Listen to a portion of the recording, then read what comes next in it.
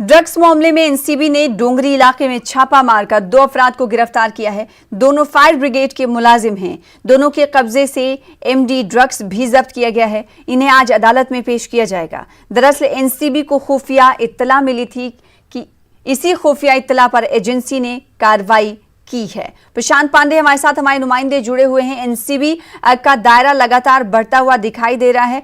अभी तक हमने देखा कि एनसीबी की जांच बॉलीवुड के आसपास तक रही, फिर उसके बाद अब बॉलीवुड से हटकर फायर ब्रिगेड के मुलाजमीन को एनसीबी ने पकड़ा है। प्रशांत, कब ये इत्तला मिली, जानकारी मिली जिसके बाद एनसीबी ने कार्रवाई की?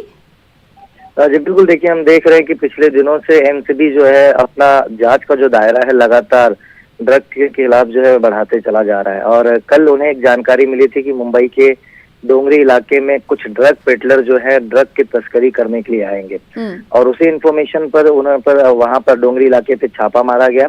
वहां पर 2 लोगों को गिरफ्तार किया गया। शुरुआती दौर में ये पता चला कि दोनों ड्रग पेडलर हैं।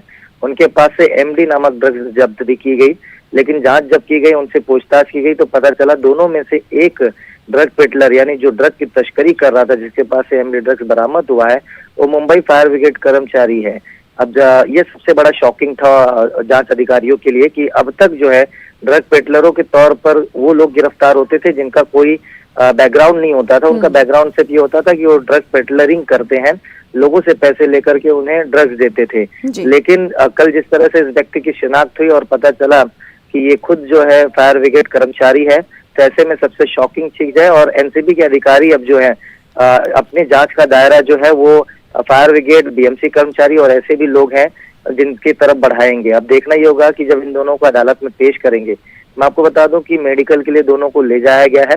कल रात को इनकी गिरफ्तारी की गई है। अभी उनका मेडिकल किया जाएगा और अगले कुछ समय बाद अदालत में पेश करके उनकी कस्टडी ली जाएगी। जी, इस गिरफ्तारी के बाद प्रशांत, क्या अब लगता है कि उन महकमे पर जिसकी नजर एनसीबी की नहीं थी, अब पैनी नजर रहेगी? बिल्कुल, देखिए हम कई बार ये सोचते हैं कि जो सरकारी कर्मचारी हैं वो अपने पद का जो है फायदा ऐसे मामलों में नहीं उठाते। हालांकि ये इस मामले में हमने देखा है कि ये पहली ऐसी गिरफ्तारी है जो सरकारी महकमे से जुड़ा हुआ है, वो भी मुंबई फायर ब्रिगेड का कर्मचारी है। तो ऐसे में बड़ा सवाल खड़ा होता है कि इस कर्मचारी के संपर्क में क्या और कर्मचारी थे और वो अफसर थे या फिर और कुछ लोग थे। ये जांच का विषय है। जिस तरह से मैंने कहा कि दोनों को मेडिकल के लिए ले जाया गया है, मेडिकल कराने के बाद दोनों को अदालत में पेश किया जाएगा।